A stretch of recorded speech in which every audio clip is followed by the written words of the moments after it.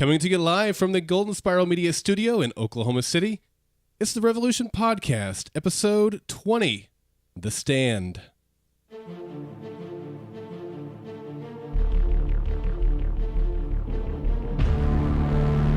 Golden Spiral Media presents the Revolution Podcast. Support for the Revolution Podcast is provided by listeners like you and our affiliation with HostGator. Not only does HostGator host over 8 million domains and provide powerful, reliable hosting, HostGator is environmentally friendly. Learn more about HostGator and their renewable energy credits by visiting goldenspiralmedia.com/HostGator today.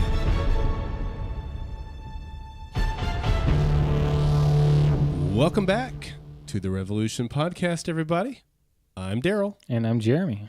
Man, I've got a deal going on with my headphones over here. They're like cutting out staticky. So if I keep looking down, if you're watching the live show or watching the YouTube video later, that's what I'm doing. I got something going on with my headphones tonight, but I'm going to push through it because, you know, we are internet broadcasting professionals, aren't we, Jeremy? Indeed. No, Huzzah doesn't really fit into that context. I thought you retired Indeed last week. I can't put a bullet in it. I see. Unlike some characters in certain shows. Oh, too soon. Too soon and too soon in the podcast. That's a personal foul. That's a bad whistle. That was a false start right there. Whistle. False start. All right, I'm going to act like you didn't say that. We're not ready for that yet. Mm-hmm. So how you doing? I'm doing well. Are you ready to join the revolution? I'm ready to join the revolution and kick your flag's butt. Just saying. Nothing tastes better than a freshly ground, freshly brewed cup of coffee in a Monroe Militia mug. Except for a freshly brewed cup of coffee in a Join the Revolution mug. They came today. It was perfect timing. They came in today. All right. Huzzah. Yeah. See, it does fit right there. Yeah. So we hope you guys are doing great. We're doing great. It is awesome to be podcasting about a new episode of Revolution. It feels like it's been like 4 months. Or give or take a few days, exactly. Yeah, that's exactly right. Give or take, I think 2 days, it would have been exactly 4 months. Yeah. So I know we came back with you guys last week and we talked about some of the webisodes that we got over the break. There was another one that was released yesterday, and I think it's going to be the last one because it kind of put a nice little end piece on the webisode series, didn't it? Yeah, a little bow, if you will. Yeah, we'll talk about that and a few other things when we get into our news segment here. Tonight we're talking about the Revolution spring premiere, I guess we could call it, episode number 11 of Revolution called The Stand. This one was written by Ann Coffell Saunders and Paul Grelong and directed by Steve Boyum. I happen to like Ann Saunders myself. I'm going to skip the Coffell there. But yeah, you know who Ann is. Tell us a little bit about your knowledge of Ann. Well, lay some knowledge on us. She's worked a bit on some shows, Eureka, but as everybody knows, near and dear to my heart, I believe she worked on Battlestar and directed, I think, towards the end of season 2 and the beginning of season 3, which happens to be right where my wife and I are in my rewatch. So, you guys are rewatching Battlestar. I think it's cool that you got your wife into Battlestar. She likes enjoying it. She's actually probably watching it right now. Yeah, I'm so proud of her. That's cool. So, and I hope that Ann Coffell Saunders is the one responsible for, but somebody is absolutely responsible for the best science fiction scene in the history of science fiction. And that's in Battlestar? In Battlestar. Episode 3 of season 3. I think it's Exodus. That's saying a lot because there are some amazing science fiction scenes out there. Yeah, it's are you talking about fascinating. Across the board TV and film or just in TV? It's my favorite scene of anything. Wow. Yeah. And you've seen a lot of sci-fi. You are no stranger to sci-fi. So that's saying a lot. Well, that's cool. That's cool. I'm glad you like Ann and her work. So I'm sure you're excited to have her as a part of the Revolution writing team. I am. And she was a participant in the fall, yeah. So we've seen her before, but yeah, I'm just going to plug her a bit there. That's okay. You know, I like to tout my Lost and Fringe people when I recognize them. So yeah. You tout away. That's good. All right. All right, what do you say we get into some news and info? Okay.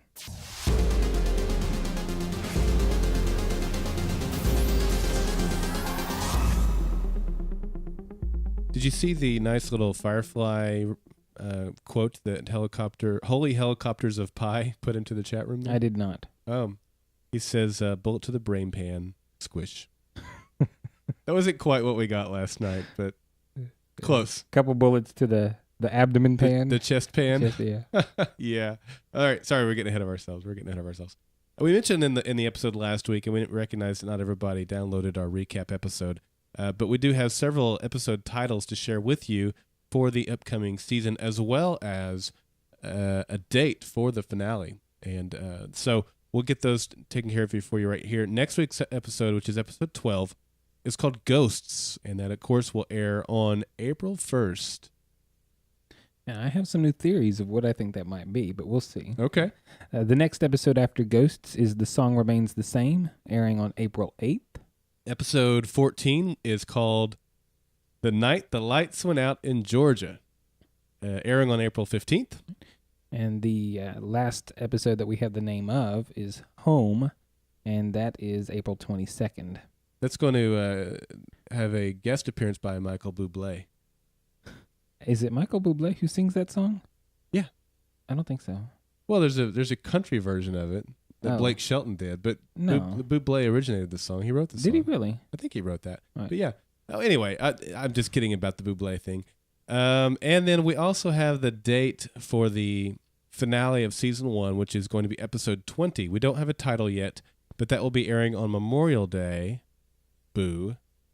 Memorial Day here in the U.S., May the 27th. So it's a holiday weekend. A lot of people are out of town. I don't know, man. I'm not excited about them airing the on the holiday, the finale on the holiday, but we'll see. It's a rough day to run a finale. So It is. Now, as I mentioned a few minutes ago, episode 5 of the webisode series, there were 2 webisode series that we got over the break. And if you haven't seen those yet, go over to NBC.com, click on Revolution or NBC.com/Revolution, and then go to the exclusives. You'll see an exclusives tab. Click on that, and you'll see all of the videos and stuff that they have available. And one of them is Wheatley's Letters. It's an animated style telling of Wheatley, who is one of the characters we saw in the fall. The other is a live action series. It's a 5-parter. Like I said, I think this is going to wrap it up, and if so, that'll be a 5-parter that stars Giancarlo Esposito, Major Tom, and kind of his rise in the Monroe militia after the departure of Miles. Yeah. Really, really interesting. So we got the 5th episode yesterday. Right. You saw it? I've not seen it, to be completely honest. Oh, I thought you watched it. I wanted to go watch it, but okay. I figured your synopsis would cover us here. Well, I'll cover. You told us about episode 4, which I had missed, right? And you shared it with us. So when that episode aired, finished or left off, Tom went down into the basement underneath Independence Hall and opened kind of a hatch door, a peak door, whatever you want to call it, a little opening on a door, and saw a woman. And always, we don't know who he sees or anything like that. And then he's captured from behind. Well, it picks up right there. He's taken directly to Monroe after he's captured. Okay. Monroe wants to know what he was doing, and he just said, he was looking around, and he said, well, that area is off limits. And Tom is when he brings Tom in, he puts him down on his knees and pulls out what is it called, the gun he has? I believe it's a Desert Eagle. The Desert Eagle. It's that huge gun that we've seen Tom pop so many people with. And so Tom's down on his knees, and it looks like Monroe's going to kill him. He's definitely in a fearful state. And Monroe's questioning him about it, asking what he saw. And he says he saw a woman. Monroe tells him that it's Rachel Matheson. And Miles didn't know she was down there. If she had, Miles probably wouldn't have left. And then, Tom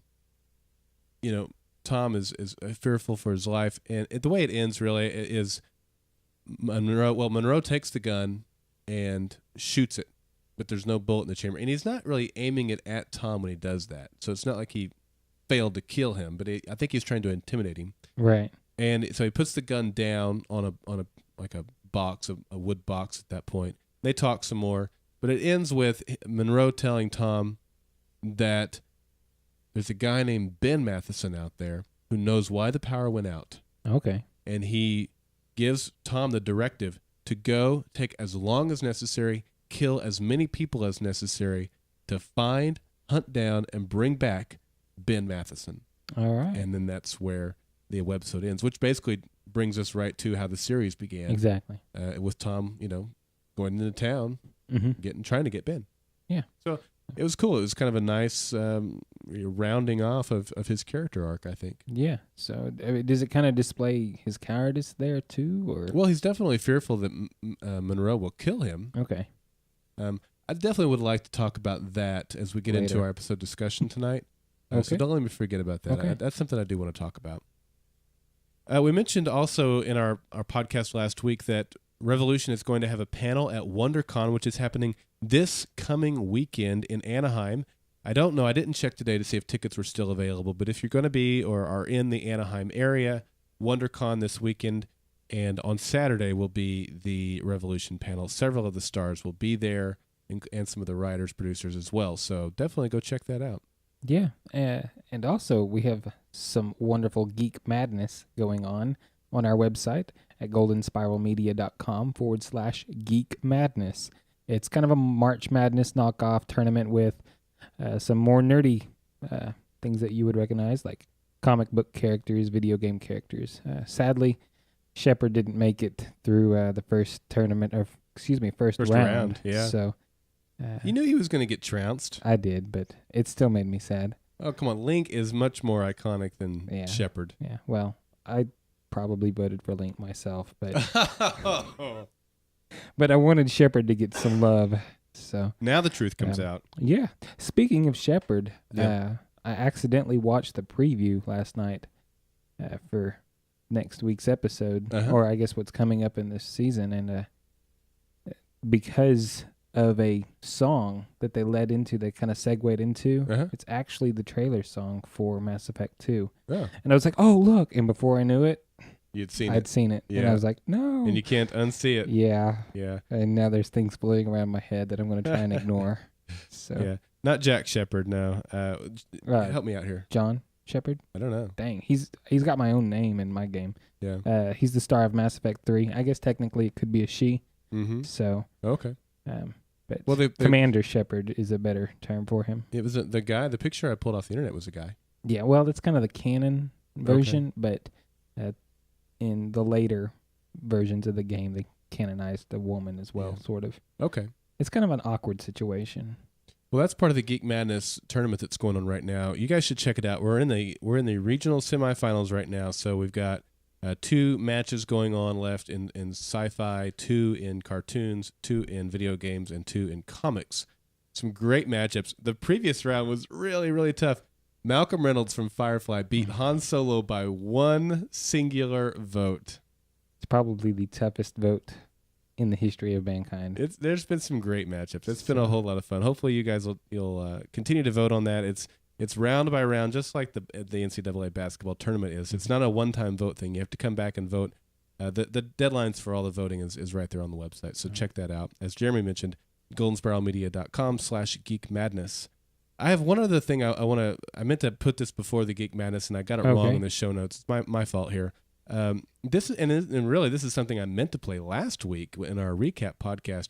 But this is something I pulled from the commentary that I mentioned that was up on the NBC website for the pilot episode. The commentary is by Jon Favreau and Eric Kripke. This is something that they had to say. The primary person talking here is Eric, and it's them talking about this long break that they had and what they were able to do with it and how they kind of approached it. Okay. It's a unique luxury. The fact that we're not airing until March affords the writers a unique luxury that's certainly a career first for me, which is to take a minute to breathe in the middle of the fog of war of a season of television and assess what you've done, assess what's working and not working, and course correct for the second half of the year, which is exactly what we've done. And we have a very exciting and big second half coming. We found Danny, so that prologue of the story is over, and now the revolution begins in earnest. It's all just going to get big and bad, man. Honestly, what I think is really fun about what we've been talking about, I won't spoil anything, but don't spoil anything. But I do think it's fun that the world that you've gotten to know first, the little hamlet that she grew up in, and then you see Chicago, and then you see Philadelphia. And then you're starting to see there are different territories on the map that you guys tease. And to me, it looks like that Lord of the Rings map. Yeah. that was the initial pitch that I had heard. Like they're doing like an American. What would it's Lord an of the Rings American be? Lord of the Rings. And I thought, what does that mean? And so as we get into the lore and the tribalism and the territories and all the details that have been woven into what all these different cultures are and what's happening eventually around the world, the framing grows and grows. And to me, there's like all sorts of wonderful choices that are being made, and it's just exciting and fun. It's a whole world, and we picked it for that reason, because then the amount of stories you can tell in that world are endless. Yes. So there you go. It's kind of funny what they said about Danny. Yeah. I would say they really are done with that part of the story.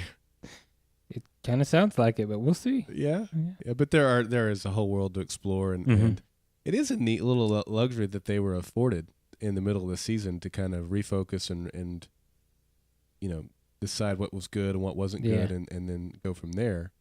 Hopefully the ratings will support it. The ratings were down just a little bit. I'm always a kind of a glass half full kind of guy. Mm-hmm. They were down a little bit from the fall finale, Okay. which was episode 10, Right. but they were up from episode 8 and from episode 9. So it wasn't bad. It was just down just a little bit. Right. People are still trying to get into the groove. I know people didn't know that it was back on last night. So hopefully people will realize it's back on and get caught up and be back on board for next. Like I said, next week will be a truer test of how Revolution's going to fare in the ratings and if we're going to get a season 2. But it's still strong. Yeah. Yeah. I wonder if anybody's going to be mad that Danny's not there. So. I don't know. I don't think so. No? I don't. All right. I don't I think so. you might be right. Yeah, we'll see. We'll see. All right, how about a little episode recap, man? Okay.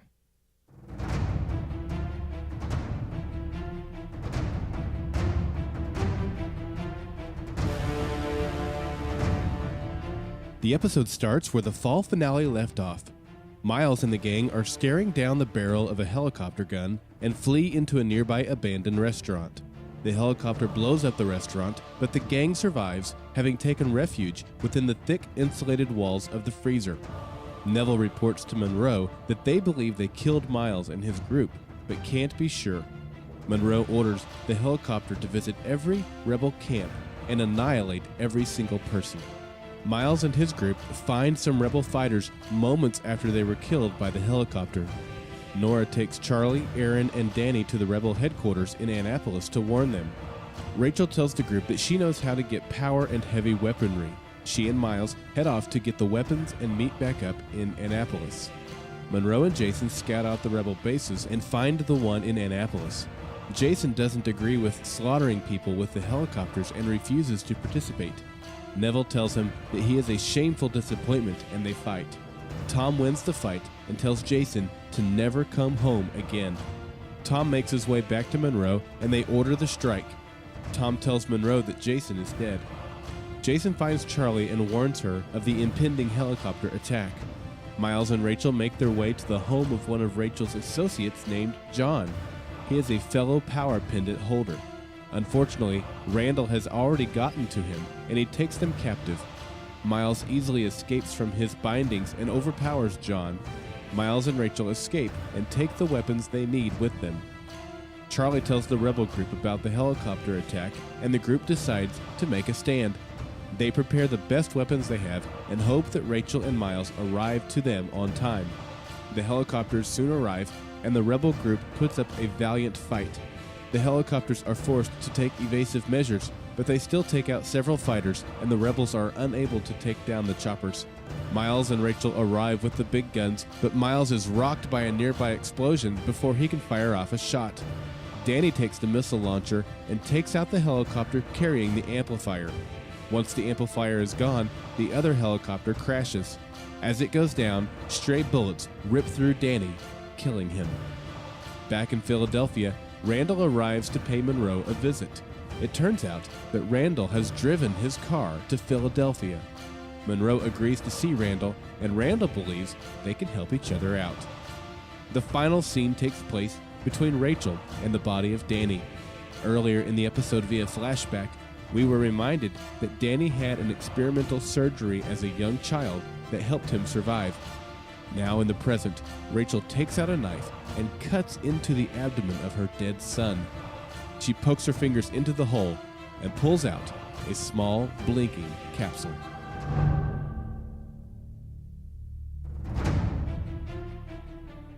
Alrighty, so that's the episode recap, and a lot of things happened. I tell you what, they got a lot of things covered in this episode. I suppose I should play the episode discussion music. We can't discuss the episode without music, right? That's up to you. All right, let's do it.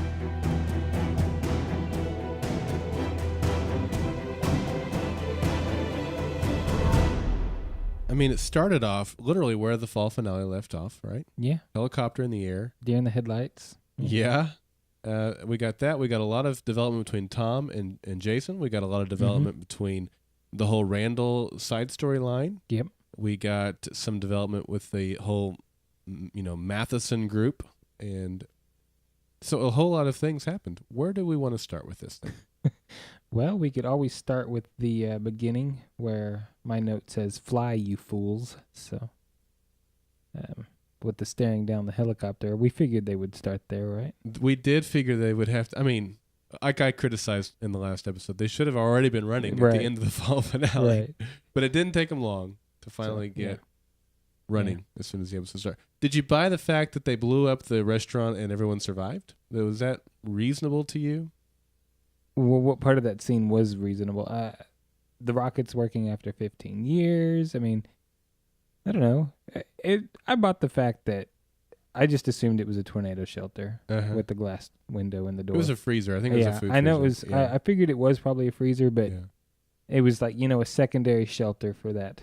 They built it. They're like, hey, we might need some reinforced walls for our fridge, right? Yeah, well, people do take refuge So, in those during inclement Events. weather. So, I thought that made a little bit of sense. I mean, I am not going to be able to tell you what kind of explosives, what they would actually do. I do know that it was probably Hollywooded up anyway. Yeah. So they could probably survive. I've seen crazier things happen on TV and film than that right there. So I was okay with it. Like the first half of the season. Well, some of the events, I mean, the whole Kashmir tunnel thing, but, Yeah. the fact that they did show them taking refuge in a freezer that does have, super thick insulated walls and stuff like that. Okay. Yeah. It's reasonable enough for me to suspend my disbelief. So I was okay with it. Yeah. It didn't bother me at all. Okay. I don't know. Tom has a nice look. I like the scar he's sporting now. The scar? Yeah, it looked like he had a scar. Or no, excuse me, Monroe. Was it Monroe that had the scar? I don't know. Well, Monroe, yeah, On his because he lip. had gotten into it with, Right. with they carried that over from the fight he had just had for Miles. So makes him look tougher, more evil. Yeah. As if he needed that working for him. Well, now he's not just a psycho. He's a psycho with a scar. That's true. So All good psychos have scars. And speaking of the fight, I mean, now that he and Miles fought in the fall finale, right. Miles no longer has the take him in alive hanging over him. Yeah. He is fair game. Miles has a target on him, I guess you could say. Right. Yeah. I do find it interesting that they're not necessarily chasing Miles specifically, though. That they're just going after the rebellion as a whole. That's right. So- Well, and really for the first part of the episode, they didn't know for sure whether or not Miles was alive. Right. And they assumed that he was with the rebel group there in Right. Annapolis, and by wiping them out, they would also get Miles. So I think it was all one and the same for this episode. We'll see how it Yeah. changes later now that they know that Mm-hmm. he is definitely still alive. Yeah. Yeah. So was it? I guess the next thing that happened was they got through. There was the whole dead bodies thing. Do you want to talk about the getting through the dead bodies at the gate? The way they did that. Sure. Do we want to talk about that or Miles kissing Nora? Well, that was next on my list because Oh, they okay. did that first. They got through the gate, and then they Did they? I think Nora, you're right. which to me it was more like Nora kissed Miles. Not that he objected, but I think she definitely made the move on him. Okay. And Rachel's definitely, in my opinion, looking on with a little bit of jealous disdain. Yeah, I saw that in her eye. Yeah. So we'll see where that goes. Well, sure. And then later in the episode, when Miles is all trying to apologize and moving Right. close, it gave us enough to think, wow, is she going to kiss him here? Mhm. But she definitely did not. Yeah. But I'm of the strong opinion that they definitely have had some sort of, I'll say, sexual relationship. Yeah, I don't know if it went that far or not, but I don't see why it wouldn't have. I think that they had that type of relationship at some point in the past. Yeah. What do you think? I think that much is obvious. I Yeah. mean, there's definitely some tension there that's being built. by the writers. So I think we'll be able to see Yeah, and I think More that's with him. terrible. I think it's terrible. I mean, that she would do that to her husband, or well, that he would do that to his brother. yeah, Both. it's a good thing Ben's dead. I mean, it's not like the shoe was on the other foot and he thought his brother was dead. Right. You know, like it'd be a totally different situation. But he thought Rachel was dead for a while. Mm-hmm. So if he thought someone was dead, like Ben was dead, and then I don't think there's any reason for him to have believed that. I think he knew Ben was alive and still Yeah. slept with his brother's sister. Yeah. We might find out whether or not she lied to him, though. Yeah. I mean, that might have been part of her story when she got there. That Ben's dead. It may be. We don't know So- why she went to the militia. To the militia to begin Right. with. You know, she Right. left her kids crying in the little road to get supplies and never came back. Mhm. We still don't know why she And now- did that. Now Danny will never know. Danny will never know. That's right. He'll never know he had a blinking capsule in his belly either. Well, that'll come later, right? Yeah, that'll come later. Okay. All right. No, I had Charlie kind of looked prettier in that episode to me. Oh yeah. Yeah, I was just like, wow, she's kind of cute. So, that's So all I you had got to over say. your hatred for Charlie? My hatred for Charlie. I got over your hatred for Charlie. I have been sticking up for Charlie. I thought I had too. I'll have to re-listen to the podcast. I am quite sure that I have.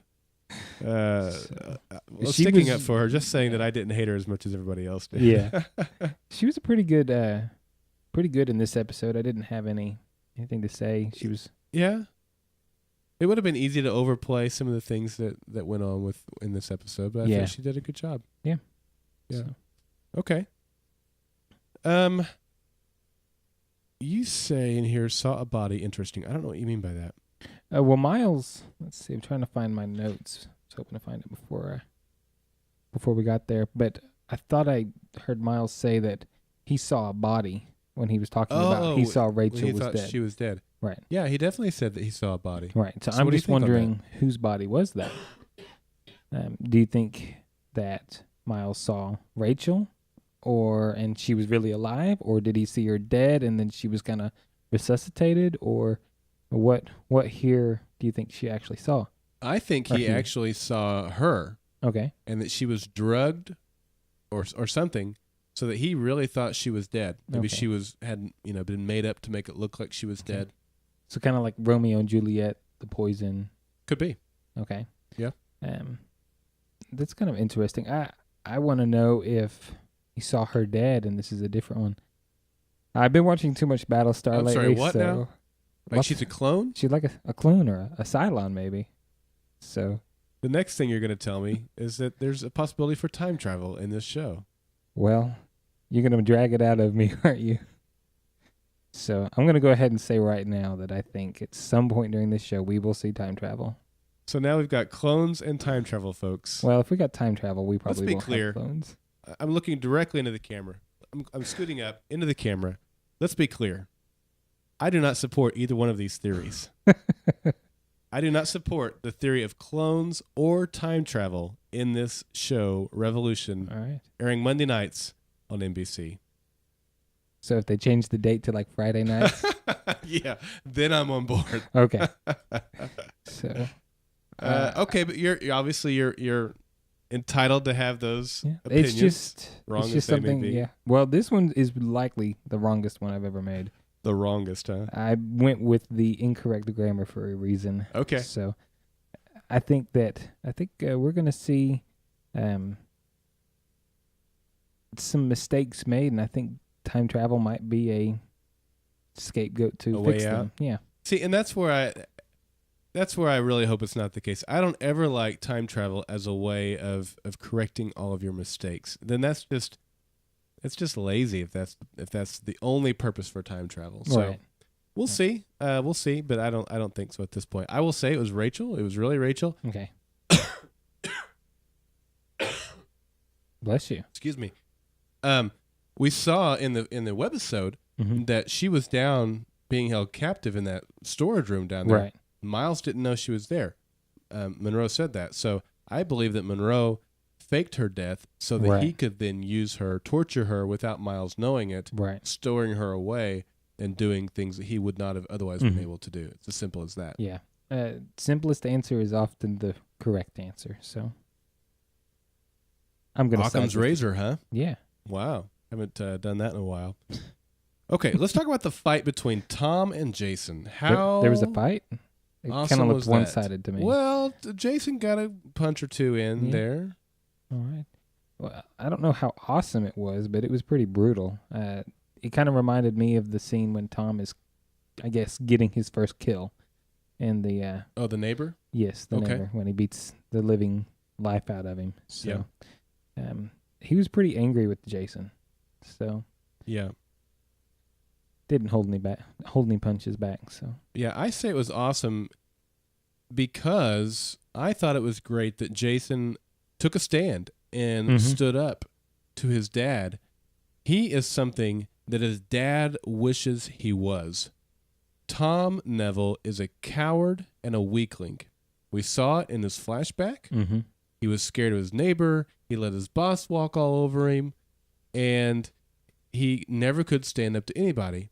And you look at it now, and yeah, he's this bad man with this big gun, and now he can physically beat people up. But he is still a coward, and he is still a weakling right. because he is scared of his wife, he is scared of Monroe, and he can't take a stand for himself or for what he believes would be right.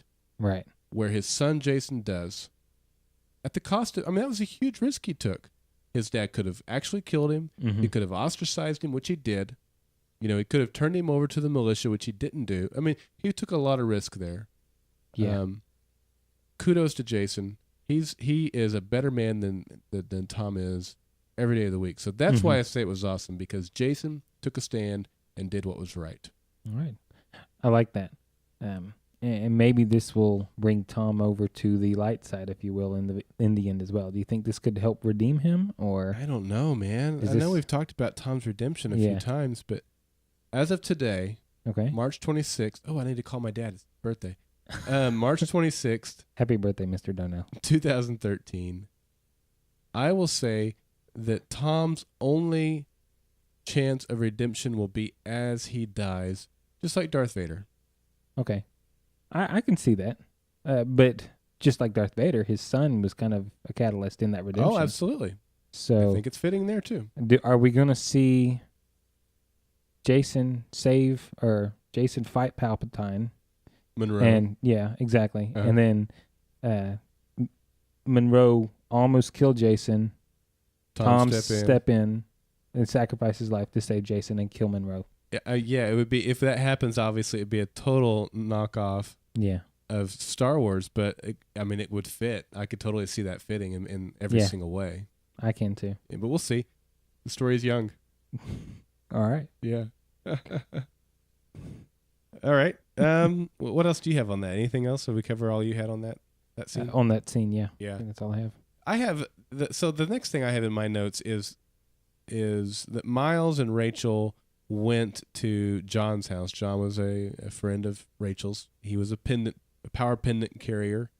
Power Ranger? Yeah, there you go. And he reminded me of Q from 007, right? Yeah, he had all the toys. He had all the cool toys. Yeah, invented the stun gun Yeah. that he eventually uses. So It was funny, though. I'm literally typing in the show notes. I love the Q guy. yeah. I hope he and his toys don't. And it was at that moment where I'm typing don't that he pulls the little ray gun thing out Yeah. and the sonic whatever and knocks him out with it. And I was like, never mind. Sad face. I so wanted him to be on their team and to use his gadgets for their purposes. I was totally bummed that he had been turned by Randall and turned against them. Yeah. I want to know what does Randall have over John to turn him? I want to know that too. Well, and all of them. Grace, Right. Rachel. And because he said to Rachel, John said to Rachel, you know what he would do to you. Right. You know? Is it just physical pain? Is it, with Grace, it seemed to be threatening her that the other guy that was there with them was going to inflict some sort of sexual abuse onto her. Was really what was being conveyed there. So I don't know if it's just, that type of trauma or physical trauma, or if there's really like a family member, or, you know what I mean? I don't know what he he's got on each of them, or do they have something that's been implanted inside of them that he could trigger and make their head explode or something? You know what I mean? Mission Impossible? Like exactly what I was thinking. Yeah, I don't know. Yeah, that's interesting. I hadn't given that much thought. One thing that I have thought of is I don't think Rachel would necessarily fear for her life or would fear pain because she's already been under Monroe's control. Okay. She's already probably been beat, tortured, and gone through a lot as his captive. So I don't think she would fear Randall for just, I guess, what we could call a mundane sort of Purpose. Mundane sort of torture. Okay. She dealt with what's the guy we got to watch die? Oh, Strausser. She dealt with him, and I think he was pretty bad. So yeah. if she got to live with him for a few years, I think that Randall has something more on her. I agree. I definitely agree.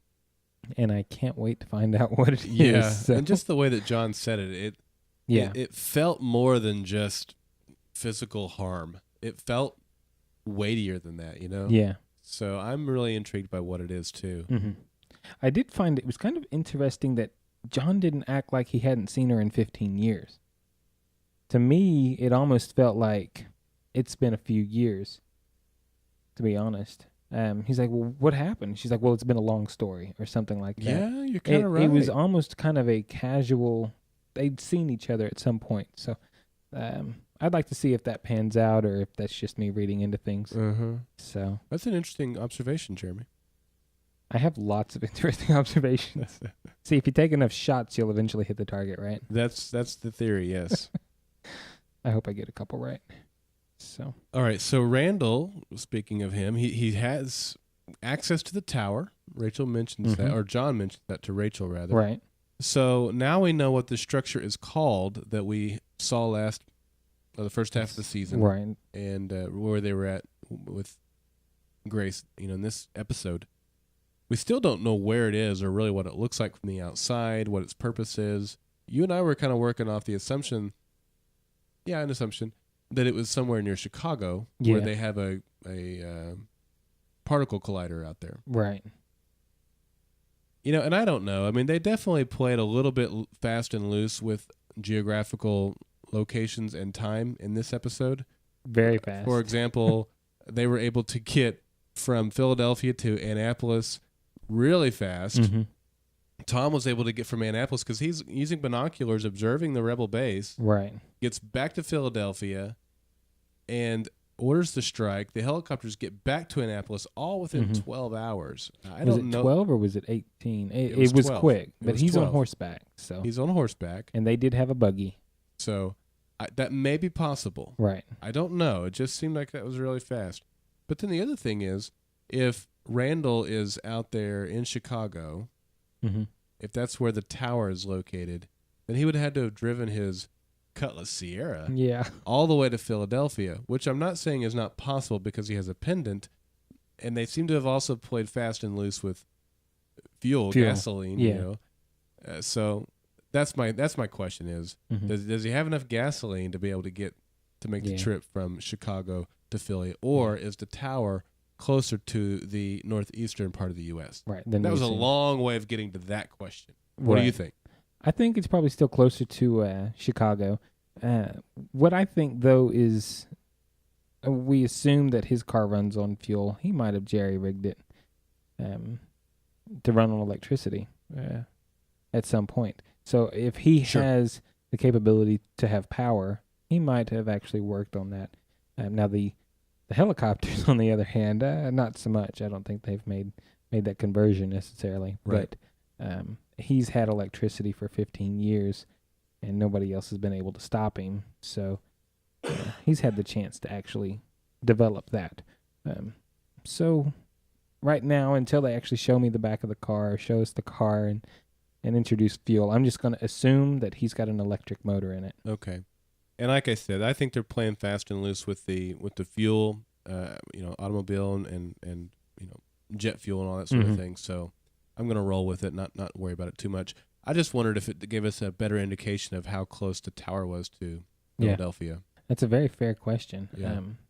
And one of the things maybe we should think of is being out in the plains things seem a little further away. So I wonder how far Chicago feels from Philadelphia and Annapolis from Philadelphia. I mean, they're obviously close, and some people make those trips Yeah. quite often.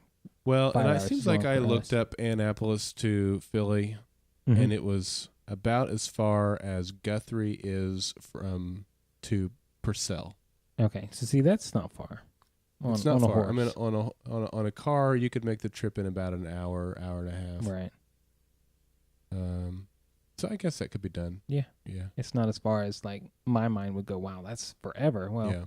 in reality, it's not as far as it might seem. Yeah. So, Okay. so what do you think the tower is? I mean, is it still the Hadrian Collider? Well, not the Hadrian. It wouldn't be but- that. Yeah, it wouldn't be Right. that one, but it could be a particle accelerator. I mean, that's Right. certainly what it looked like when we saw them looking out through this big right. tunnel thing. I don't know. Right. It's got multiple floors. Obviously, Mhm. he said down to the 12th floor, Right. which makes me. He did say down to the 12th floor, right? Yeah. Down to level 12 is Level the 12. quote that Okay. I have written down. So that leads me to believe that a large part of the structure is underground, Right. which again would point to a particle accelerator. Mhm. Or a nuclear shelter Sure, that too. or something like that. Yeah. Ooh, I like the nuclear thing. There's a certain word that I heard in a certain preview that. That's why I say that. Yeah. Yeah. I don't So, know, man. I'm gonna stick with the particle accelerator Okay. just because Which- that was our original Yeah. thought, and Yeah. I'm gonna stick with it. All right. I'm not going to disagree with that. So Okay. I did notice, I mean, like you said, 12th level, there are 12 pendants. We can see that they're going with that number again here. Uh-huh. So I'm surprised they didn't do 13 or something. Just That's for the- unlucky. I know. But if you've ever seen the movie, like, what, the 13th floor? It's kind of a creepy kind of a level. It would Right. actually be labeled the 14th floor. No, it's not. Like, they go 12 to 14 because Mhm. old hotels didn't have a 13th floor. Even though the 14th floor is actually the 13th floor. Except for in this hotel, there really is a 13th floor. Oh, They just never told anybody. that's kind of cool. Yeah, I think I've seen the very old, like, 70s or 80s version. Uh-huh. All I remember was an axe and somebody getting killed with the axe on the 13th floor. I haven't seen the new one, though. Sounds wonderful. I know. Sounds like a family movie. Well, it was like on a Saturday afternoon on one of those WB34 or whatever it was 20 Oh, years wow. ago. So- Okay. Do we want to get back to Tom and Jason at all and ask the question why Tom told Monroe he was dead? Yeah, I think that's a great question to ask. Okay. Well, I'll ask it of you then. Why did he Okay. do that? Well, I think that kind of what we mentioned earlier about the redemption of Tom, I'm still saying that Tom's redeemable, and Okay. I still think that he has some love and willingness to protect his son. Now, I know there's another theory to that, but that's So that's he kind of where I lied lean. and said that Jason was dead so that he could protect Jason. Right. And I can totally see that as a very strong, viable option. Mm-hmm. I think the other one is that Tom to Tom, Jason is now dead. Right. He's dead to me. Mm-hmm. That's what he's going to tell his wife. He's going to tell Julie that Jason died. Jason is dead. Mm-hmm. And that's going to be his story because figuratively he is dead. But I'm going to go with you. Really? I am going to go with you. Okay. I think that it's more of because he knows if because of what Jason knows, Right. if Monroe knew that he was actually alive, Mm-hmm. he'd go after him and hunt him down and kill him. Right. And he'd probably kill Tom because Tom left him, 200 yards away from the headquarters of their enemy. Uh-huh. So, I don't know. And Tom might have thought also there's a third option here that Jason's going to go and he's going to tell the rebels Mm-hmm. what the plan is. They're all going to die anyway. So Jason's dead. That's true. I hadn't really given that much thought, but that's just as possible as any of the other options. Yeah. So. Okay. All right. What do you have next here? Well, the other thing, speaking of the attack there on the rebel base, I love calling it the rebel base. Isn't that fun? Yeah. So what does this make this? Yavin 4 or? Hoth. Okay. So we're going to Hoth. Hoth. It's Okay. wintertime, man. Is it wintertime? In the real world. Actually, technically, we're in It's spring spring. now, aren't we? Yeah. All right, never mind. So we're still on Hoth, though, and Okay. they're at the rebel base. The AT-ATs are coming in, Okay. and they just stand there and watch them Yeah. get into position, ready their aim, and don't do anything. I don't know. I don't understand why they didn't fire right away. Yeah. They were saying in the chat room that maybe it was because they needed the helicopters to get into range, but I think the helicopters were well within range. What say you? I think my notes, all I have on this scene was screw his orders. Open fire. Yeah. Shoot him. I don't care Yes. if the idiot told you not to shoot him or what. I mean, they look 100, 200 yards away. You've got a rifle that's going to be at least semi-accurate at that distance. You're not looking mean, to hit somebody between right. the eyes. You're looking to debilitate Right. the aircraft or take out the gun Or or scare 'em. anything. Anything. Yeah, if you put bullets into the glass and a guy who's not flown in 15 years, he doesn't know if that glass is going to fall apart in front of him. Yeah. So, yeah, if I were him, well, okay, I'm not a helicopter pilot, but I might get nervous and crash the helicopter on my own. Sure. But instead, we had a rather good pilot who didn't get shot at until after he started moving. So, personally, I think a standing still kind of a target is a whole lot easier to hit than stationary is a good word for that. It's a whole lot easier to hit than a mobile target. And You would think so. yeah, so Yeah. I was to disappointed me, that with was worse than them not running at the end of the Yeah. fall finale. I agree. Because Miles didn't say, wait, Exactly. okay, now run. You know, that would have been just as egregious to me. It was Mhm. ridiculous. Yeah. So, did that guy get killed? Did we catch that? I don't think he did. All right. So the A couple other guys the guy did. with the strategy and the tactical, quote unquote, brains is Yeah. still alive. I think so he's still alive. they're screwed. Yeah. He's survived to lead another day. Bummer. Wow. Yeah. Maybe next time, right? Yeah. There So- were a couple of deaths in that scene. Yeah. Everybody was red shirt though. Would you call Danny a red shirt? Well, apparently he 'Cause was. I think we're at that point in the episode now where we can talk about that. You think we can talk about that? Maybe we should talk about how Rachel knew which helicopter had the generator on it. Pretty lucky guess, if you ask me. Yeah, I know. I mean, obviously they only saw one helicopter the first time. Mhm. How she would know that it was that one, I don't know. Maybe she recognized a sound. Maybe she caught a visual. You know, because the side door is open on those Yeah, things. Okay. I think there's enough there to be It's plausible. give it a plausibility. Okay. Yeah. I also had a note. Nora had a really nice no scope shot with her rifle. I mean, she just kind of hip shot, bam, took out the gunner. I was like, that was a pretty good shot. That So, could happen. yeah, it was like a Halo moment. Man. So Yeah. pretty epic shot. I would have liked to have seen her have some explosives, you know, Yeah, something. like throwing dynamite. Yeah. I mean, I don't know that you could have thrown it that far though. Well, so. gee, we're flying helicopters with You a know, little pendant. Strap so- some dynamite to an arrow, There you go. you know? Well, you give it to Charlie.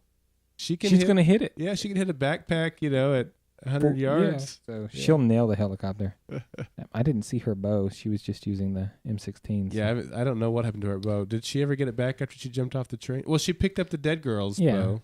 So I'm assuming that she has a bow. Yeah, she Yeah. should have a bow. Bows Well, right they would have now- taken it from her when they got to Philadelphia, though. So she is But they have- bowless. She's bowless. Mm-hmm. Okay, you don't. Okay. For All now.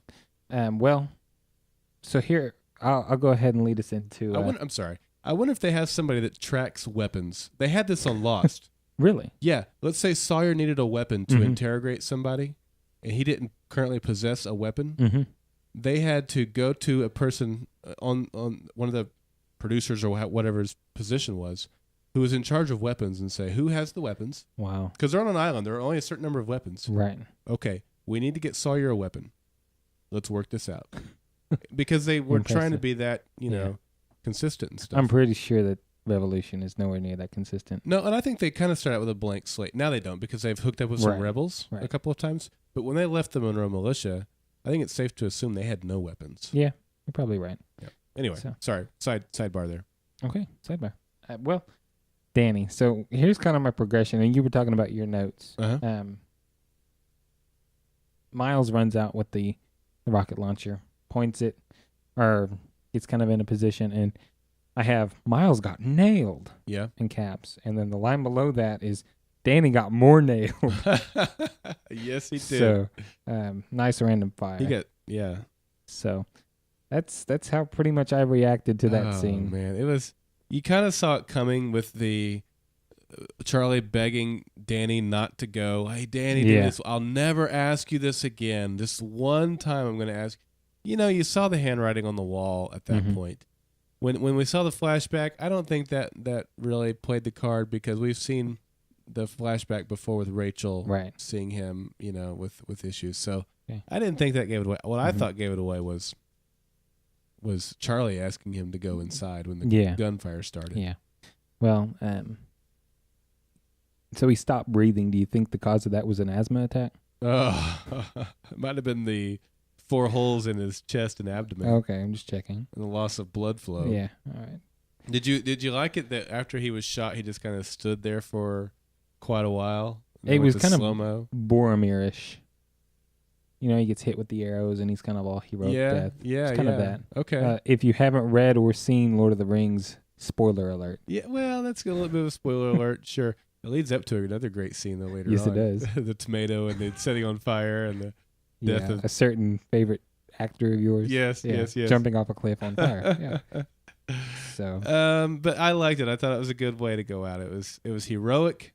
It was action, great action, good the way it was shot, the slow-mo. It was cool. It was cool. Are you sad that he's dead? I kind of am because he was the only one with a backbone. Well, Jason's got a backbone. He's going to be joining their group. And I think, Jason is effectively going to take that role.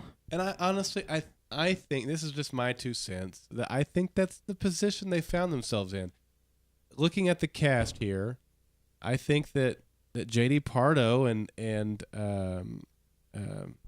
gosh, his name just left my mind, the guy that plays Danny, are kind of the same thing. Demographically speaking, appealing to what audience? Appealing to the young teen audience. Okay. That's not to say they didn't have room for both of them. I doubt Graham Roland is his name, or Graham is definitely his first name. I don't think that he was probably a very expensive actor, as opposed to Elizabeth Mitchell, for example. Right. But I don't think that they necessarily had a need for both of those guys in the storyline. I think they can do in JD or the Jason character what they could have done with both characters. I think they really did. It was a plot device to get them through the first half of the season. Right. Get them to Philadelphia. Get them a reason to go to Philadelphia. Get the storyline, help us to learn about the pendants, help us to learn about the characters. Yeah. Show us the inside workings of Monroe's mind. Rachel. Build some intrigue there. Now let's move on. Yeah. It's sad to say it that way, but that's kind of the way I see it. And it seems to be the accurate way to see it. I mean, right now, we've lost a character that I think most of us kind of expected to be around a little longer before this episode, but it's interesting to... I agree with what you have to say, but I think it's kind of interesting to see that they would get rid of him so soon after they save him. Yeah, okay. So that begs the question, does that invalidate the first half of the season, which I'm not going to let you answer right now. Okay. That is our Twitter poll question of the week. Okay. So we'll definitely address that question because I think it's a question worth asking and addressing. All right. Yeah. So any other thoughts on the death of Danny? I think he did a good job. It's probably the best death scene so far. Oh, definitely. I knew that somebody was going to die. I knew it was probably going to be him, but I think that overall, I think it makes the most sense. Yeah. So I had heard that somebody was going to die, and I'd heard that it wasn't just a brand new character. Okay. Was that on the preview? No, I don't know where I read that. I think Okay. I read it in one of the online blogs, the teasers that they put out or something. Okay. All right. My first thought was Aaron, but then I thought, Aaron's going to be the Hurley. He really is the everyman of the show. I don't think they're going to kill him anytime soon. Yeah. Okay. Yeah. I think eventually, though, they will. Maybe. We're getting a little Game of Thrones here. Everybody's going to be dead at the end of the season. Hey, that's the other thing, right? It validated that this is a dangerous world. Right. Anybody can die on any day. And it showed within the show, I won't say nobody is safe, because I think there are some critical characters at this point in the story that are definitely safe. But ultimately, nobody's safe. Mm-hmm. So, I agree. But that's kind of I was gonna. You told me to wait till we I talked I'm about the sorry. invalidation Okay. of. All But right. you're totally spot on there. So. Okay. All right. What's next in the notes, man? See, you had. See the final scene with Danny. Oh yeah. So Rachel goes into the body of her dead son, which Mhm. she played really magnificently, I thought. I can't imagine how difficult that would be. You know there's no life in him. You know that you're not hurting him. Mm-hmm. Obviously, that whatever that thing was that she pulled out of him has to be terribly important for her to go through that. Yeah. It was hard to watch. What is it? What is it? What does it do? Well, there were several different things kind of running through my head. Tracking device. Maybe it's his brain, and he was a ghost in the shell. We'll go for that anime there. So that's what you mean by the ghost episode that we're getting next week? And that's kind of where I might be going there. Okay. When you might still have his consciousness. Now, that's like so far. Whoa. Okay. That's so far out there, but part of me just kind of wondered, is that what that was? And it's kind of in the wrong place to really be that item.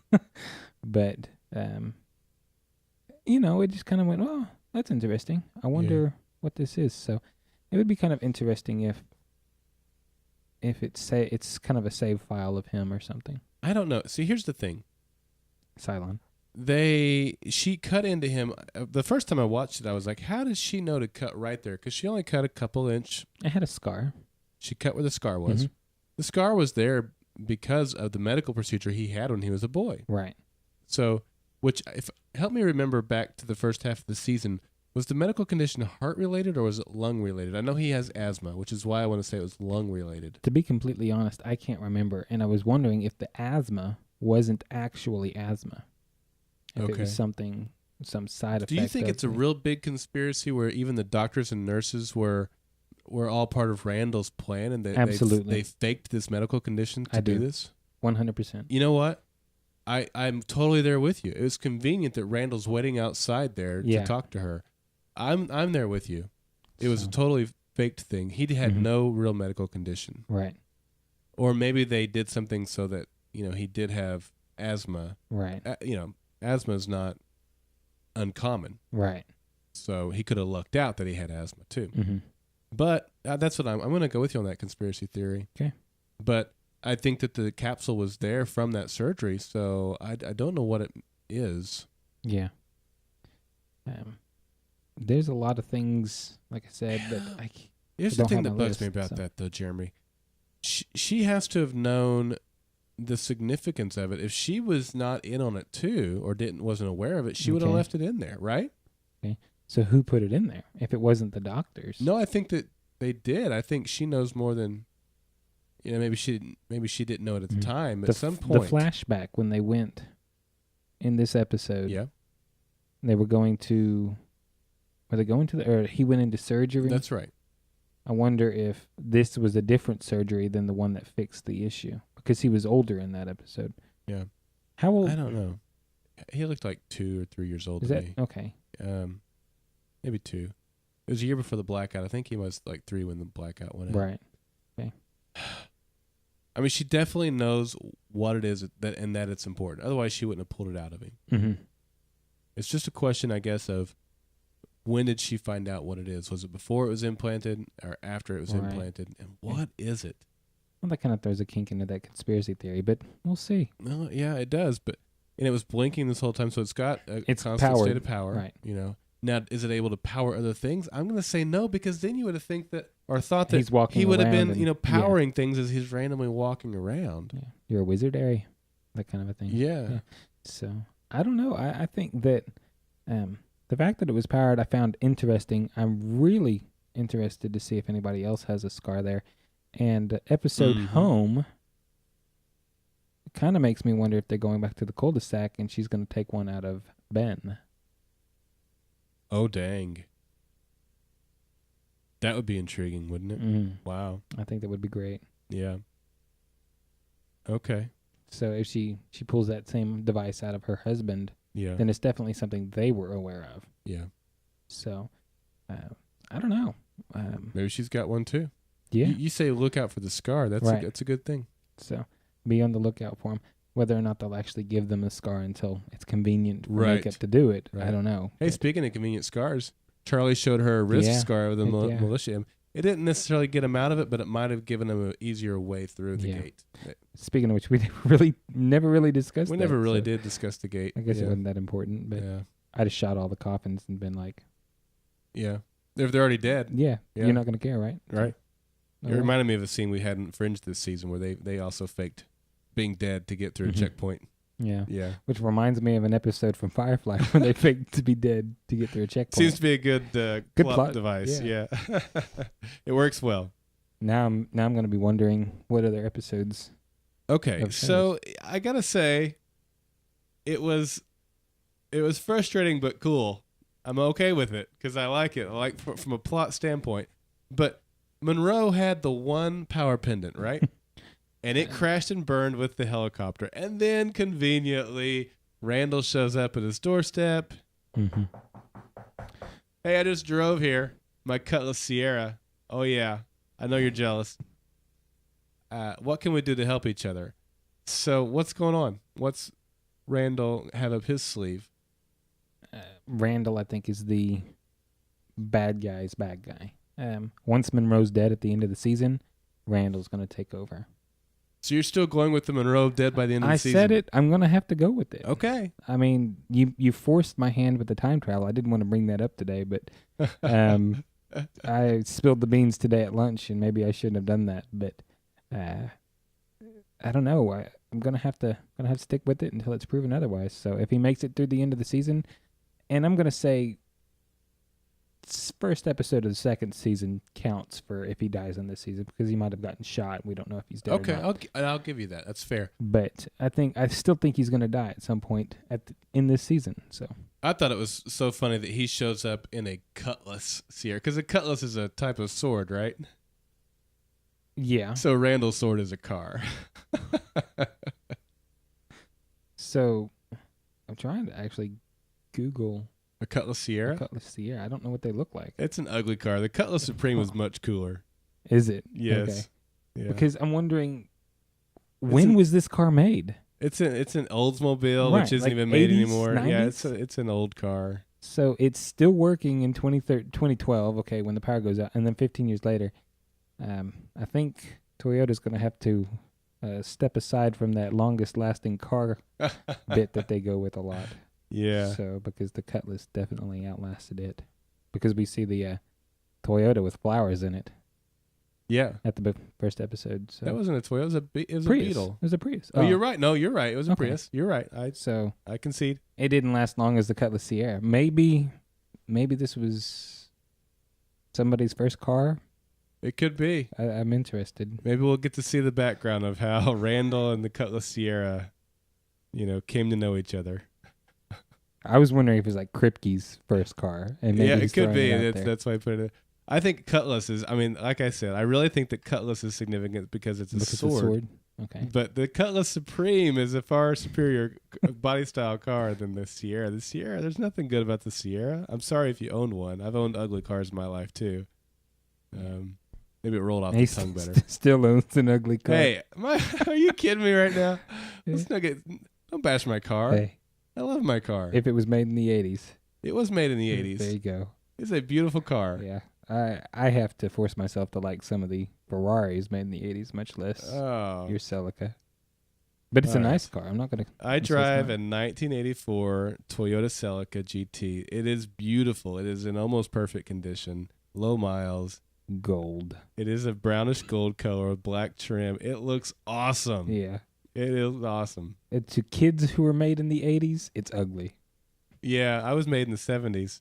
So Yoga Bond and Zeppelin Driver both got to see it while they were here in Did they? Oklahoma City, and they both loved it. All right. They both loved it. The nickname for the car is the Time Machine. And I gave it that Yeah. name, yeah. It just it's too much like Back to the Future for me. I would so. love to have a DeLorean. DeLoreans are actually not very reliable cars, but I would Yeah. still love to have one. I had a friend Yeah. who had one, but that's in a Yeah. That different is podcast. Yep. All right. Any other thoughts on the episode? Nope. Yeah, it's That's it. action packed. I loved it. I thought it Yeah. gave a lot of good plot developments. They covered a lot of ground, did a lot of things, touched a lot of plot pieces in the first episode back. So I think this is really a good sign of things to come. Yeah, it moved forward very fast, Yeah. and honestly, I didn't get tired of watching. I it. didn't really think of an episode rating, but I would give it like, let's call it 8.5 shots to the chest. I like your episode ratings. Yeah. So I'm gonna give it 9 shots to the chest. All right. Very good. Well, you ready for a quote of the week? Yep.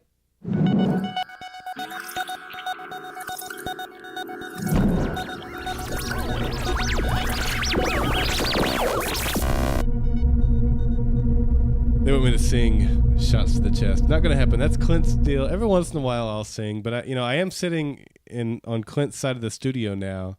So you have to sing now. Maybe I will. Maybe I'll have to. The reason I'm sitting on this side, there's much more leg room. There's more desk space over there, which is why I originally took that half of the studio, because this is my studio where when I work when I'm not podcasting. But there's no legroom because of the way the desk is made. It cuts off your legroom unless you're facing where Jeremy is. You have legroom, but when I'm working, I'm facing this side of the desk and to the other side, and there's no legroom over there, and it would just cramp my legs. And so I thought when we have the switch from Fringe, I'm moving the studio because I had to move everything to face this direction so I could have the controls and all that. So Yeah. I now have room to stretch out when I'm actually doing work, and I can do the podcast from this side. It's great. It's kind of weird. So it is kind of weird. I won't lie. I'm a little bit more adjusted this week than I was last week. But maybe because I'm on Clint's side of the studio now, I'll start singing like he would. All right. Well, see, all I can think of is shot to the heart. Well, that's what they meant. Yeah. Okay. Yeah. All right. I think that's all that I meant as well. All right. Or that's the way I took it as well. All right. So quotes this week. These will be up on the website over at goldenspiralmedia.com/revolution.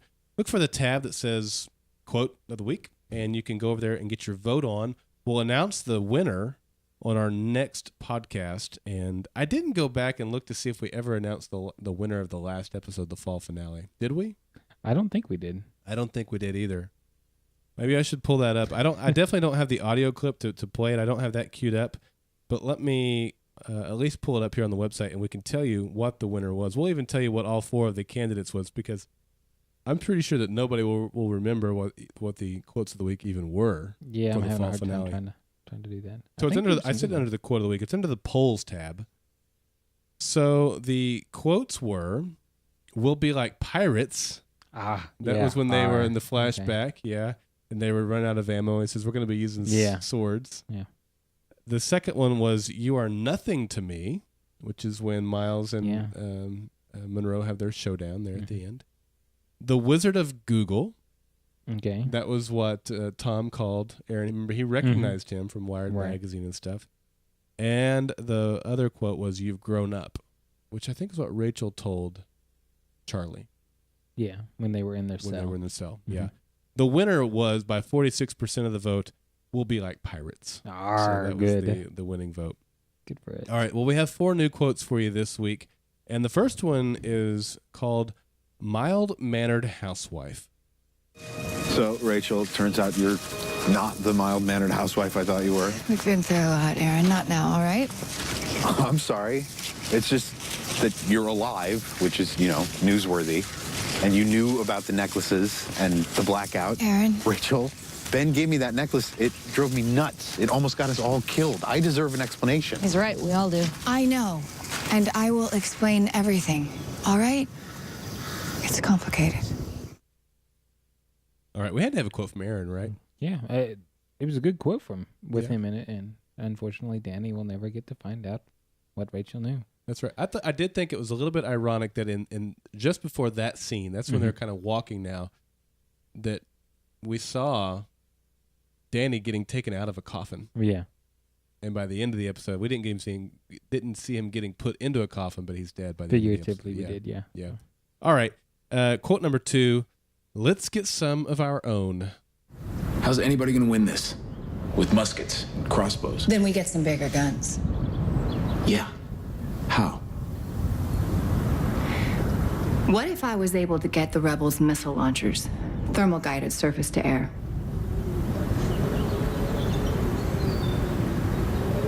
Rachel, firepower like that takes imaging systems, tracking chips. Takes power. Monroe has power. Let's get some of our own. They got the power. Dun, dun. Good job, Clint. All right, there you go. That's my inner Clint right there. Okay, quote number 3. Not this time. We can't do this. Excuse me. There are too many people in there. Is it really about the people? And not just one person in particular? That pert little bitch has got you soft as a kitten. Need I remind you? We are at war with these rebels. With those choppers, we're not fighting. We're butchering. I didn't sign on for this. You don't get to choose what you sign on for. You follow orders. Not this time. Not today, sucker. Oh, yeah.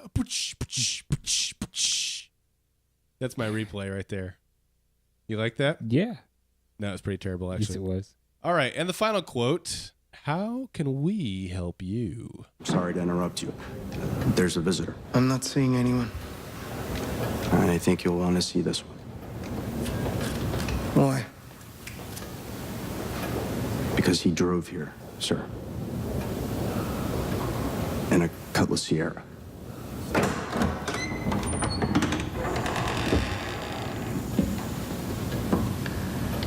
How can I help you, Mr. Flynn.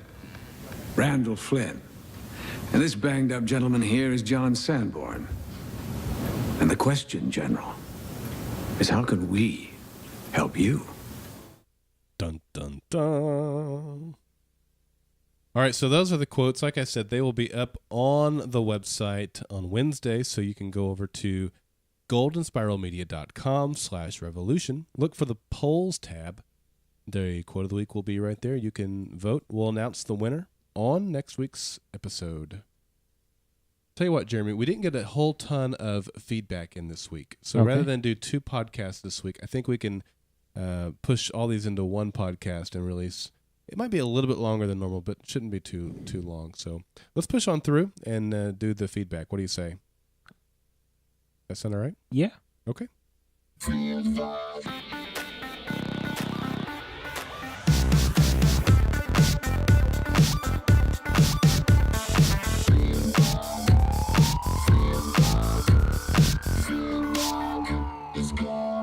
Man, I love that music. It just gets me going every time. It's like, welcome back. It is. It's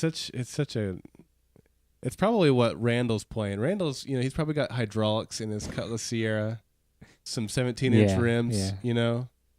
And is just, busting the tunes all the way to Philly. Yeah. Low rider. That's Yeah. right. Yeah. Yeah. He gets out in West Philadelphia. No, probably not. Yeah, All right. no. You know what the bad thing is about not taking a break? I Out have of like coffee. 2 drinks of coffee left. Wow. I made enough so that I could go get some during the break. I've been out of coffee since before we started the recap. Is that right? Oh, man. I tell you what. I will start the first feedback and go get some coffee while it's playing. But I probably won't make it back before it's over, so you're going to have to take it. It's going to be like Garth on Wayne's World. When Wayne doesn't show up before the show starts, it's going to be on you. Awkward, right? Can you handle this? No. All right, great. This should be great, folks. Here we go. This comes in from Mickey. Hey, guys. I'm calling for the Revolution podcast. My name is Mickey. I'm in Oklahoma City, Oklahoma. And I just wanted to put my 2 cents in before it gets revealed and put my guess in. I've always kind of wondered why the power went out. And my guess is it's going to have something to do with zero-point energy. I've seen that in the Stargate series. They refer zero-point energy there. And actually, in The Incredibles, they mention zero-point energy. But it is a concept of drawing power from subspace. And I don't really know what that means, but it's supposed to mean that it's an infinite source of power. And my thought is, what happens if they were working on trying to do something like that and it actually worked in reverse? And and they were able to control that. That's just my guess, and I just wanted to put it in there before it gets revealed, so anybody can say, well, you didn't, knew it all the time or whatever. Anyway, thanks a lot, and look forward to seeing the podcast tonight. Take care. Bye. All right. Thank you, Mickey. Glad to have an Oklahoma City feedback. Appreciate your 2 cents on this one. 0 Point Energy is something I'm not super familiar with. Stargate and Samantha Carter probably would be able to explain that a lot more than I would be able to explain it. When you mentioned Incredibles, it kind of made me wonder, is that the device that, I can't even remember his name, the bad guy from The Incredibles uses to kind of freeze people, which would be kind of an interesting hypothesis. I mean, they're trying to get the power source that's renewable, and like you said, an infinite source. I think it's a great idea and completely plausible, so I'm kind of interested to see if your idea pans out. I am too. I think it's one of the better ideas. I'm not familiar with I didn't take the time to look it up.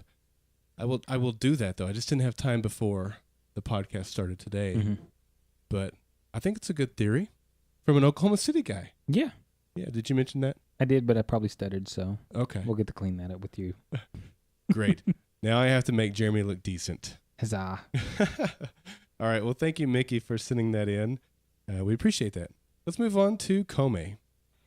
Hey, guys. This is Comey from Savannah, Georgia, and I'm absolutely happy that Revolution is back. Good to be a part of Revolution once more. And it looked like NBC and Revolution got back into it with full guns blazing, because this episode was wow. Absolutely wow and wowzers. Can't believe the end. Danny died, but he fell for the curse of the side character that gets a flashback background story. Once we saw that, kind of apparent that he was going to die, but I was a little shocked at the end. I think he was going to die in that sort of fashion. But he did go down and taking down Monroe's power supply, but it looks like that might be a futility because Monroe most likely will be getting his power back. 2 things I noticed from the beginning was the guy flying the helicopter made me think of True Lies when Arnold Schwarzenegger says to the one of the random actors that not being able to fly Harrier just not flying it for, maybe think of the helicopter pilot who knew how to do stunt flying right off the bat. And when they went into the building and the building got hit by the air-to-surface missile, also made me think of Indiana Jones and Nuke in the Fridge. Anyway, I really liked this episode. I give it an 8.5 out of 10. I'm hoping for more episodes like this. It looks like the back half of the season is going to be excellent. Hey guys, look for the podcast, and I'll talk to you soon. Bye. So what do you want to take first there?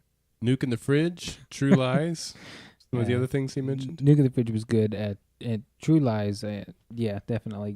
That's kind of the first thing I thought of, too, and I think a lot of us might have thought of, so. Yeah. I don't know. That was a good scene in True Lies, though. You're fired. Kaboom. Yeah, it was great. Well, it was a good scene in Indiana Jones as well. Yeah. The Nuke in the Fridge. Yeah. Other small little tidbit of information there. I think I got this from the commentary as well. The pilot that we saw, we got a good shot of him during that opening chase scene. Had the mustache. Yeah. That is the guy who is the stunt coordinator for the show. Huh. We've seen him once before on screen in the pilot episode. Okay. When they have the big fight scene at Miles' place at the hotel there. You know, like 12 guys come in. Okay. And it comes down to Miles and one guy. Yeah, that's him? That's him. Really? And so he died in that scene. Miles killed him. He's back here as the helicopter pilot, but I guess with the helmet on and the shades on, and he had a mustache, you know, so right. The power of the mustache brought him back to life. That's what it is. Awesome. But yeah, same guy. You sure it's not a clone or time travel? Oh boy. We're glad that this show is back too. Yeah. Revolution is something I've been kind of missing. So Yeah, definitely, man, and a lot of good stuff is back on television too. But they did definitely come back with guns blazing, hit the ground running. Whatever cliche you want to throw at it, it's true, and it came back in a strong way. Yep. Thanks, Comey, for calling that in. Let's listen to one more before we read, and this one comes in from Mark. Hey there, revolutionaries. Mark from Ontario, Canada here. Happy to be back. Before I get into Monday's episode, I first want to thank both Daryl and Jeremy, as well as all the people in the chat room, for turning me on to 2 great series. Over the hiatus, I've watched Firefly, and my family and I are almost done season 3 of Fringe. I must say, Fringe has become one of our all-time favorite TV series. And Daryl and Clint's Fringe and Cutting the Cable podcasts bring watching both these series to a whole new level. So thanks, guys. Now, on to The Stand. I'm probably in the minority here, but I really didn't like the episode. Maybe it's all the hype from the last few weeks that raised my expectation too high. I love this series, but this episode was only so-so for me. Here are a few of the issues I had with it. Rachel's "it's a long story" excuse. They were walking from Philadelphia to Westchester. You couldn't ask for a better time to talk. Anyways, do all the rebels know the location of Central Command? Nora knew, even though she'd been with Charlie and company for several months. And Tom obviously got the location from the kid they captured. So if they all knew, why didn't Wheatley, the rebel officer/militia spy, pass this info on to Monroe in one of his letters? And it's not too smart of the rebels to leave their Central Command in one location for so long. Before the hiatus, Tom was one of my favorite characters. But in Monday's episode, he was nothing but a jerk and didn't act like the conflicted officer that we knew. What enemy hides behind women and children? He asked. I wish Jason would have asked his dad what kind of person kills said women and children just to get to the enemy behind them. I wasn't impressed. Did Rachel guess at the helicopter? She said the amplifier's gotta be in that one. What if she was wrong? As for Danny's death, was I surprised? Not really. He's the character we have the least invested in. I think it would have been worse if one of the others had died. However, it did make me a bit angry. After all, the main plot of the whole first half of the season was to rescue Danny. They finally get him, and he dies. Seems kind of pointless, doesn't it? Now I'm worried that Charlie's noble goal of rescuing her brother has become one of vengeance against Monroe. For those of you who wanted to see Charlie's character change, I think you're about to get your wish. My theory on the blue blinky thing, it's the key to turn the power back on. It needed to remain charged, and the human body is the only thing that still output an electrical charge after a blackout. Although I must say that whoever implanted it in Danny is a pretty poor doctor to leave a scar that was that visible after 16 years. Well, at least we finally got the answer to the question of whether or not Miles thought Rachel was dead before he left the militia. Anyways, that's my thoughts for now. Until next time, keep your candles burning. This is Mark from Ontario, Canada. All right. Thank you, Mark. Good feedback. Yeah. Jeremy, what do you think about that?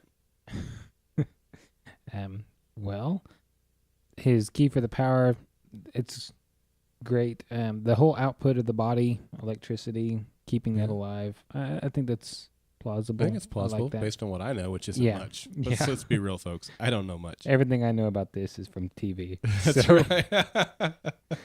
But I did stay at a Holiday Inn Express last night, so Yes. yes.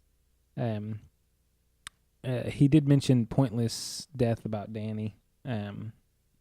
Right. So kind of goes into our Twitter poll, and I think we'll talk about that a bit later. But I don't think it was pointless personally.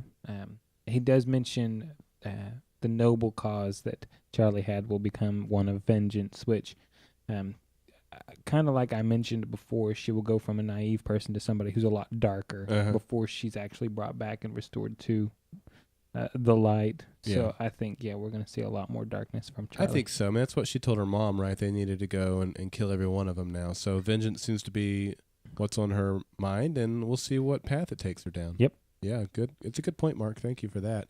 What else do you have on what Mark had to say? The rebel location of Hoth, everybody knew it. Yeah. Definitely a fair point. I don't think it's necessarily a bad idea for all of them to know it, but I don't think it's a great idea. If you have to go to command and report, I mean, you'll need to know it. But We assumed that everybody knew it, but for a matter of fact, we really don't know if everybody did know where it was. We just know Nora knew it, and some poor kid who's getting killed by Tom knew it. So. Yeah, and he also talked about Tom. This is something I meant to bring up earlier when we were talking about it, and it reminded me that we didn't cover this point, and that was something I alluded to in when we were talking about the webisode, and that was the story arc of Tom. Right. And we've kind of come a long way with Tom's character, where he was teaching Jason as a boy that we never hit anyone, to now he's taking out women and children, which again is why I loved that Jason took a stand here. I mean, that's right. If Tom's saying, what kind of people are hiding behind women and children, what kind of person is killing women and children? Yeah, well, I guess Rachel's not Darth Vader, so I guess Tom is going to have to fill that role. But, I mean, certain Anakin Skywalker killed a certain group of Padawans. Padawans and sand people, the women and children. That's true. So, I mean, he had to go through that before he completely turned, and then eventually he died and saved his son. Yeah. Spoiler alert. Right. So, it's definitely a good development that we have seen in Tom. We really do. I do feel like we've kind of seen the path that he's gone down more clearly than anybody else at this point. Yeah. Except maybe Miles, a little bit of Monroe still, but so the show's really about Tom. Well, we've gotten more content on him because of the webisodes than anybody else. Yeah. So that's good. Maybe. Good feedback. Yeah. And as far as Rachel's story, you're right. That would have been a great point to tell the story. What they said in the commentary over on the NBC.com is that they had to ask themselves in the writers' room, is there a reason for Rachel not to tell them? And at the point where nobody could give a good reason is the point where they revealed that, and it will be soon, because it's not realistic for her to keep that a secret from everybody for a long period of time. So we're going to get that answer really soon. Okay. Yeah. All right, let's read a little bit here. Would you like to read this, or would you like me to read this? I'll go ahead and read it. Okay. And this one comes from Holy Helicopters of Pi. And he says, first of all, hi. Okay, now that I've gotten that out of the way, some thoughts on last night's episode. And he did the bullet points for me, and I want to thank him for it. He's in the chat room right now. All right. Thank you, Holy Helicopters of Pi. Says, I believe a round of applause is in order for our cast of main characters who seem to be able to find ways to survive where most people would perish. Except for Danny. Oh, too soon. More on that later. Seriously, though, how did they know where the local missile-proof shelter was? Fair question. It's rather interesting to see how things are developing on the villain's front. Tom Neville had a very interesting falling out with his son and is turning out to be maybe even more of a dark character than we would have thought. I was very surprised at Danny's fate. While it does raise the stakes a bit, it does seem to invalidate the first half of the season a bit. When they spent 10 episodes trying to rescue him. However, I did think they played the moment well. On another note, Danny was easily the third most macho character of the main cast. And inside Danny, we find a Christmas light that looks like it's on the verge of shorting out. What was that all about? I'll admit, I was expecting to either find a silicone chip or to confirm what we had all suspected for a while. Danny was actually a shapeshifter. Cylon. And finally, he didn't say Cylon, by the way. And finally, I can't stop making jokes about how Monroe has gone mad with. Did you miss something here? No. Okay. It just cut off. All right. I can't think of a clever way to end this email, but hopefully I'll have something by the next time I send in feedback. I'm assuming he's saying Monroe has gone mad with power. Okay. So that's my guess. Seems like a fair fill into that blank right there. All right. Yeah, very good. Thanks, Brandon, for sending that in. So I don't know. I kind of liked Mark's idea of the body keeping the thing together, the little Christmas light that Brandon calls it. It's a big mystery for sure. Yeah. I don't know. Now, as far as Danny's death goes, he also says that it seems to invalidate the rest of the season. We're just moments away from really tackling that question in our Twinge question. And he also chimes in, so I think we've already got his answer to that. But Okay. it's definitely I think it's definitely a reasonable feeling that people, if you have that certainly. feeling, it seems reasonable. Mm-hmm. Yeah. So, Okay. the missile-proof shelter, I think we thought it was a freezer, but yeah, it was kind of convenient, and they were quick to get in it and seal the door. So, Yes, they were. I was kind of jaded at the first, but I let it slide. So. Yeah. Okay. Right. Let's get back to the audio feedback here. This one comes in from Corey. Hey Daryl, hey Jeremy, Corey from Australia. As usual, I fired up my pendant so I can send you guys some feedback on the latest episode of Revolution, episode number 11. We're back after 3 months. It's been a long time, but you know what? It gave me time to chill out in my basement while I hid from Randall and made guns. Not only guns, but pseudo-observer guns. That's right, fringe reference, booyah. So, big thing this episode, they destroyed Monroe's amplifier. I was watching the episode and I thought, man, this is really going to suck if he just has this amplifier and he's got helicopters flying around all the time. If this is how the whole season's going to be, I'm going to hate it. So when they destroyed it, I was like, hell yes. But it's never that simple because it seems, Randall's going to help him out now. This is going to be good. Sad thing, Danny died. The first 10 episodes were all about getting him back, and now he's dead. Well, this episode sort of had a bit of a season premiere feel to it, and, that was probably intentional. Because of, the big gap that we've had in between here, they sort of needed to bring us back to that first episode where Charlie's dad died. And of course it's going to impact Rachel too. I know she lost her husband in that first episode, but she wasn't there. This time she was there. She witnessed the death of her son. So this is going to get the episodes, have more weight behind them. So I'm really looking forward to that. Lastly, the piece of technology that she took out of Danny's belly.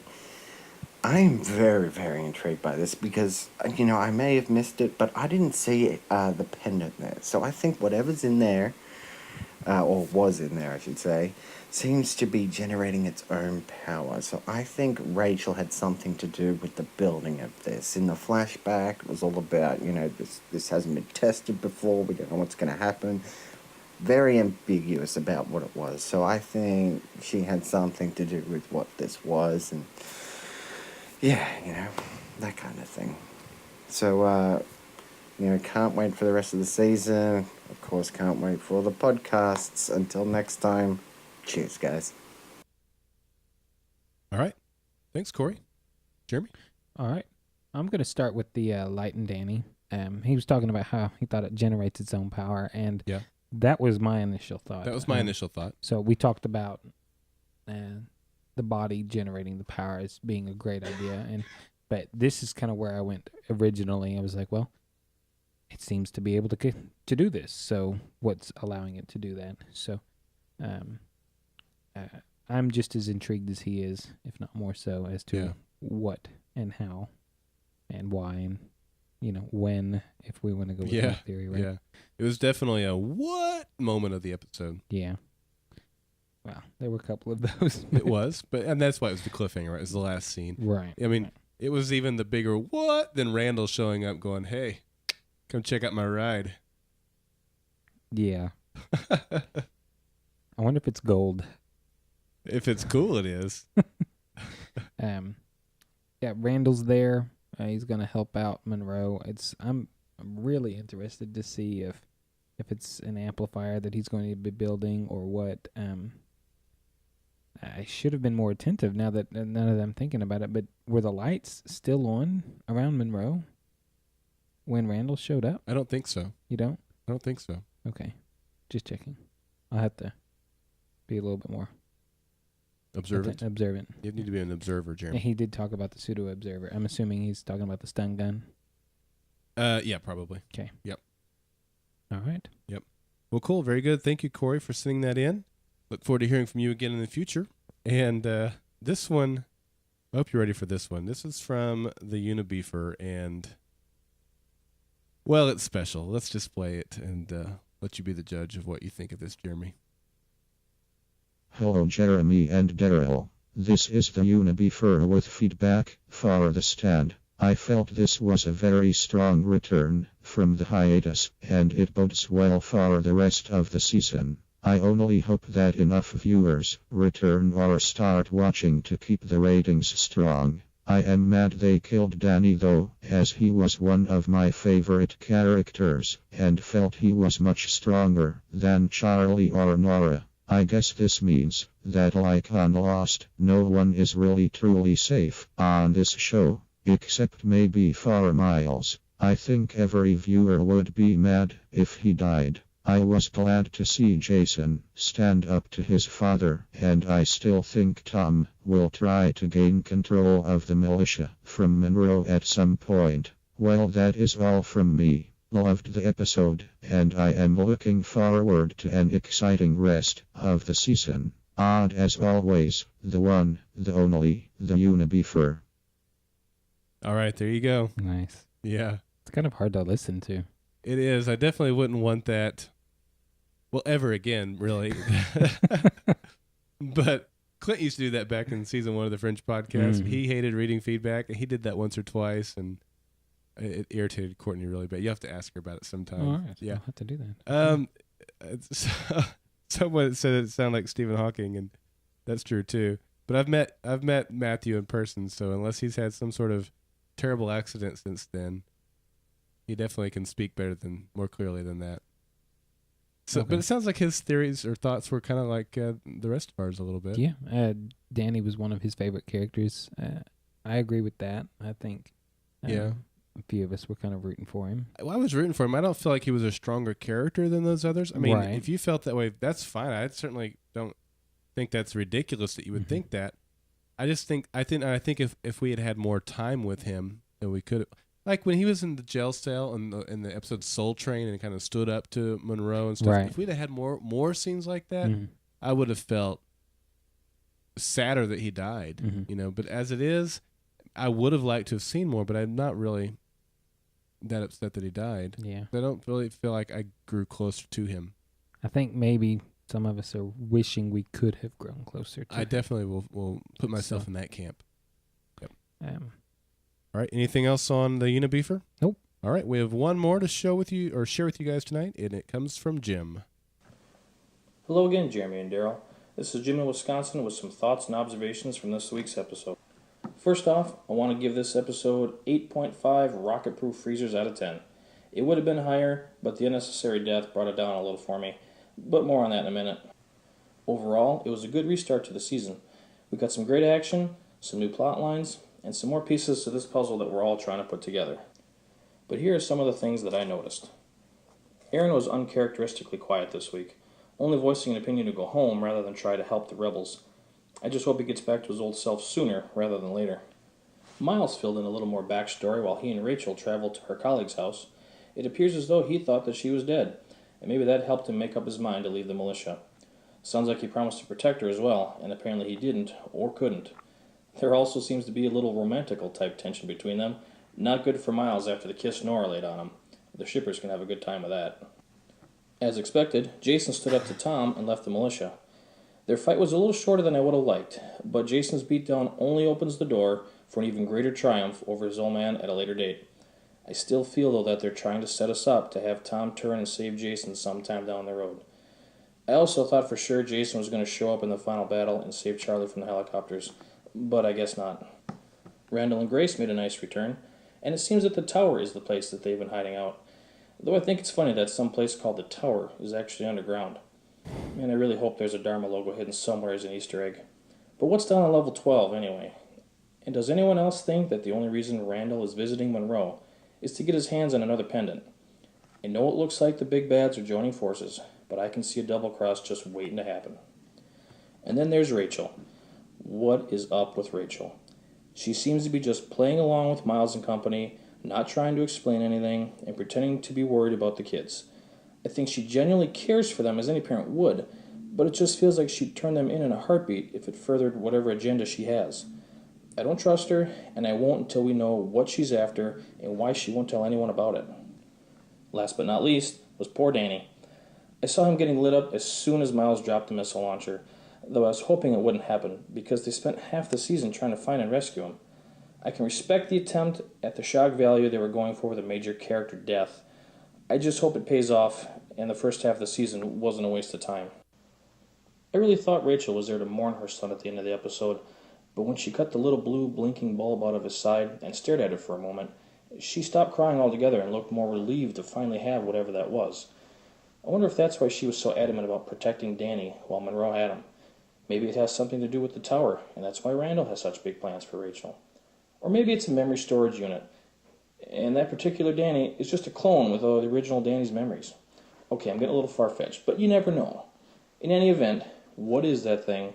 Why was it put there in the first place? Was that the untested procedure Danny went in for as a kid? Who knows? Just more questions to answer.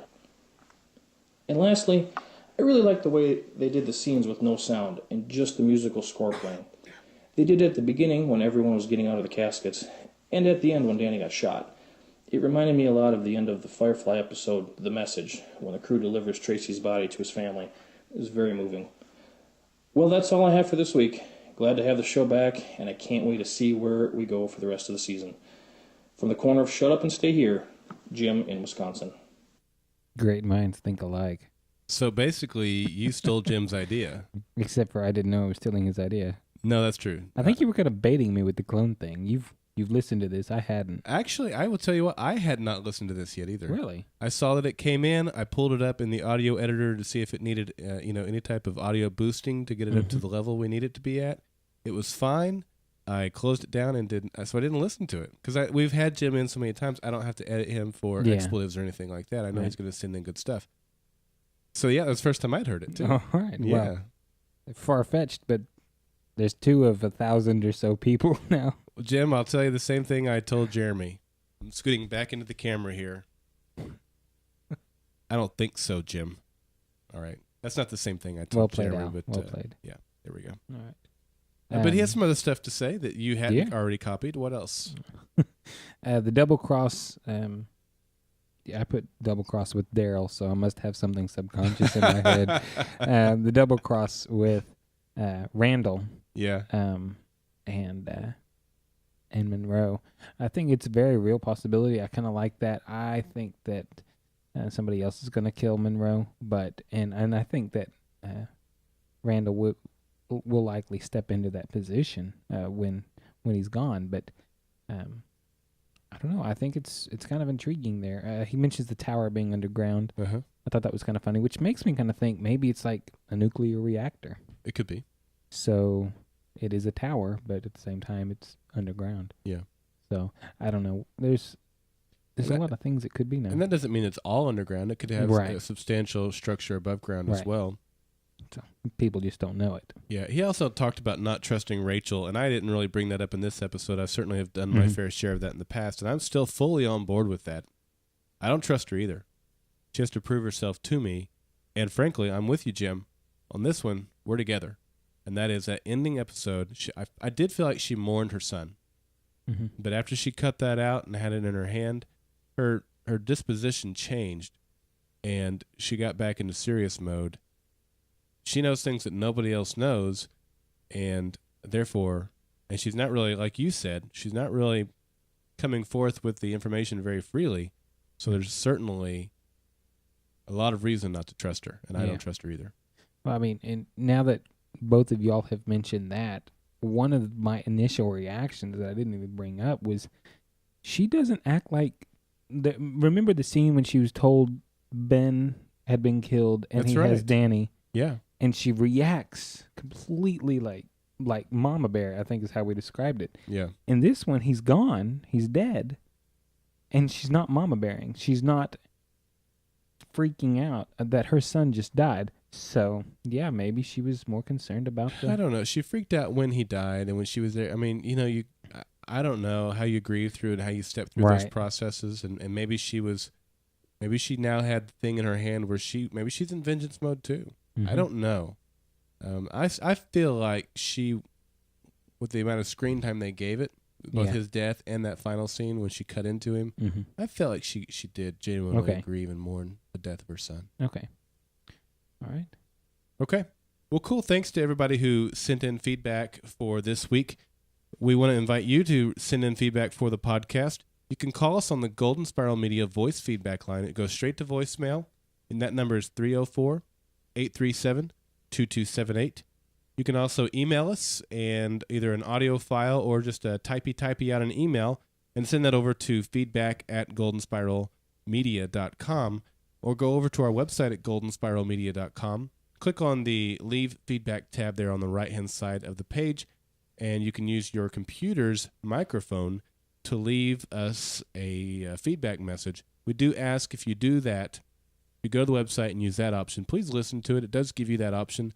Listen to it to make sure it's clear to understand you before you send that off to us, because we've had a lot of them that have been sent in and they're not, you can't understand because of the microphone setup, and we can't use it. So if you want it to be used, please just take a second and listen to it. If not, you can re-record it and make sure we can use it on the show. All right, if you want to join our live show, we invite you to do that every Tuesday night at 7 o'clock. Is that right? Central Standard Time. 8 o'clock Eastern. 8 o'clock Eastern Time over at goldenspiralmedia.com. Look for the live show tab or just goldenspiralmedia.com/live. You can join us for the live show on Tuesday nights or Monday nights when the show is on the air. Come over to that same address and join us in the chat room, and we'll be talking about the episode as we watch it. Huzzah. All right, you ready to do some Twitter? I am. All right, so as we said, today's Twitter poll question is, and I want to say thank you, was it Brandon or was it Matthew? It was Brandon, who is Holy Helicopters of Pi in the chat room. He sent me a tweet this afternoon and said, "Where's the Rev Twit poll?" And I was like, "Oh, I forgot all about that." So thanks for keeping me on my toes, Brandon. So because it went out so late in the day, we didn't get a whole lot of responses, but we did get quite a few, and I'm certainly grateful for Brandon for reminding me and for all of you that did send in responses.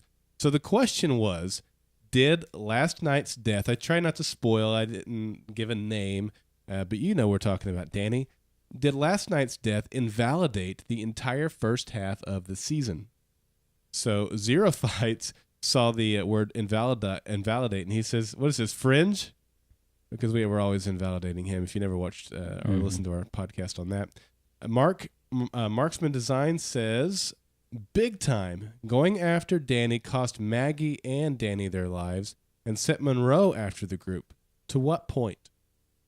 Lou Ferrigno says no, because just like Aaron said last night, okay, we got Danny, let's go home. Then it's the end of the show. Princess T. Taylor says, yes. I get it, though. Miles can't always save the day. He lifts out of the group in terms of roles, and it has still moved the story along. Oceanic 815 KC says, no, because we got Rachel Matheson back. The Unibeefer says, not at all. Without all that, they would never have found Rachel or let Monroe get power. Jim in Wisconsin says, I don't think so, because I don't think Danny is really dead. It was too sudden, and don't forget about the tiny blue bulb. I tell you and Jim are on the same page. Gibby Nader says, for now, yes. Why did they drag it out so long just to have it end like that? Maybe I'll feel differently later.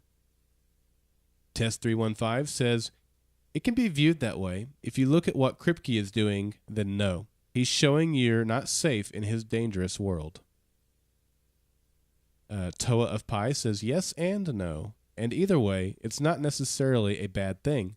Honestly, the rescue was really drawn out, and I'm glad to move on from it.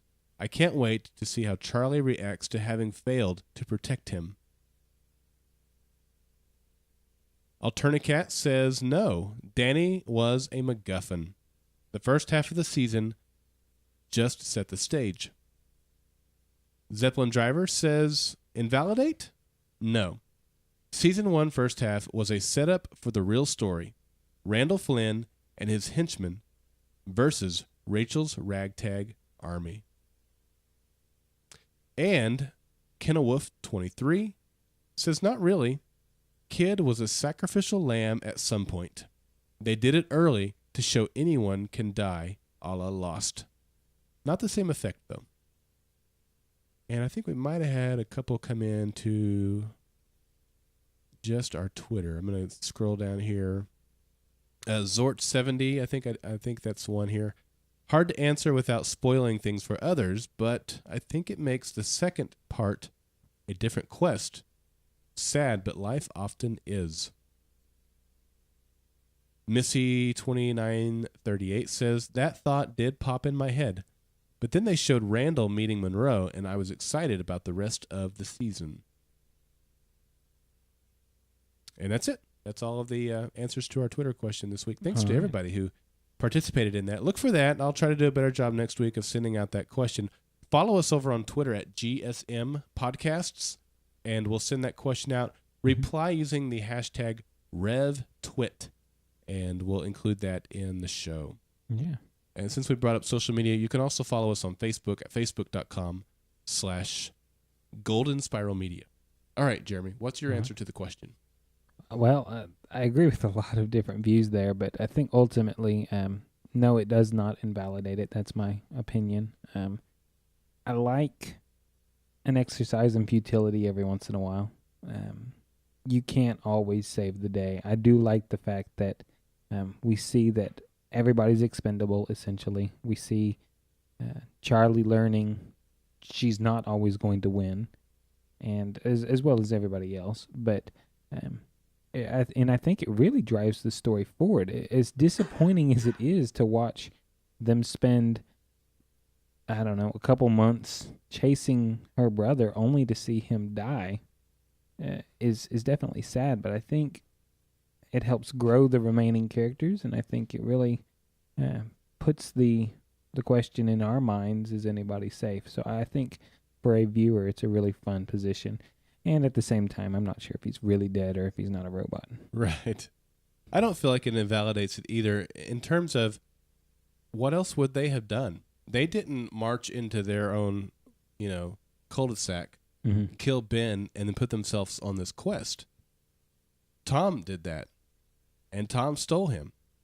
So they did exactly what they had to have done, what anyone would have done. They had to go try their best to rescue Danny. And so when they got there, they rescued him, and gosh, now they're on the run. At any point, any of them can be killed. That was the danger they faced on the way there. I mean, Maggie died on the way there. So that's the world that they live in, and it's sad that he died. And yeah, it seems like his captivity was nothing more than to set the stage for the first half of the season. But I don't feel like that was a waste either, because of all that it gave us in terms of knowing the world that they are in, the technology that they do have access to, and the character development that we got along the way. So I don't feel like it invalidated the first half of the season in any way. Yeah. Other than to say, I do wish we would have gotten to know the character more, but that's really my only regret with what they did. Yeah, I wish we would have seen more, so his death would have been more upsetting. But I think that does make his death more upsetting. If we'd have said, yeah, well, I didn't have any attachment to that guy, which we could have had more. Right. But I'm saying is that you do want more. And when you leave the audience wanting more, you kind of have done a good thing. It's true. So it personally makes me like the show a whole lot more, though. Yeah. So seeing this happen. So very good. Well, thanks again to everybody who participated in the Twitter poll question this week. We invite you to follow us, as I said, over at GSM Podcasts, facebook.com/Golden Spiral Media. Again, give us a call on the Fringe voice feedback line, the Golden Spiral Media voice feedback line at 304-837-2278. And join us for the live show on Tuesday nights at 8 o'clock Eastern, or the live chat while the show is airing. Both of those over at goldenspiralmedia.com/live. If you're in the live show or watching the video on YouTube, you'll see that Jeremy and I are drinking out of some awesome mugs this week. I mentioned those last week. You can get yourself some of those or some other awesome gear over at goldenspiralmedia.com/shop. You can go over to goldenspiralmedia.com/support and give us a donation or hit one of our affiliate links to help support what we do here at Golden Spiral Media. We are a listener-supported podcast, and every bit that you do to help us offset some of our costs for the podcast, the servers, and all that stuff is very, very much appreciated. Thank you to everyone who's hitting up our affiliate links. We genuinely appreciate it. Jeremy, anything else from you? Nope. I think we've covered it all. Guys, thank you so much for joining us this week for the Revolution podcast. We look forward to more of the journey with you next week. And I do have a sign off, but it's up here, and my scrolly thing's not working. There we go. There it is. You don't have a... I have one. You have one? Mm-hmm. All right. So, guys, until next time, may all your swords be a Cutlass Sierra. Help me help you.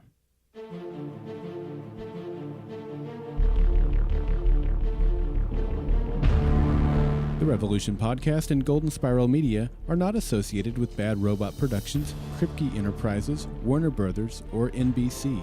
Golden Spiral Media's use of any and all copyrighted material is only for parody, news analysis, critique, or educational purposes as provided within United States Code Title 17, aka Fair Use. For advertising opportunities, live show, and other Golden Spiral Media podcast productions, visit goldenspiralmedia.com. Copyright 2012, Golden Spiral Media.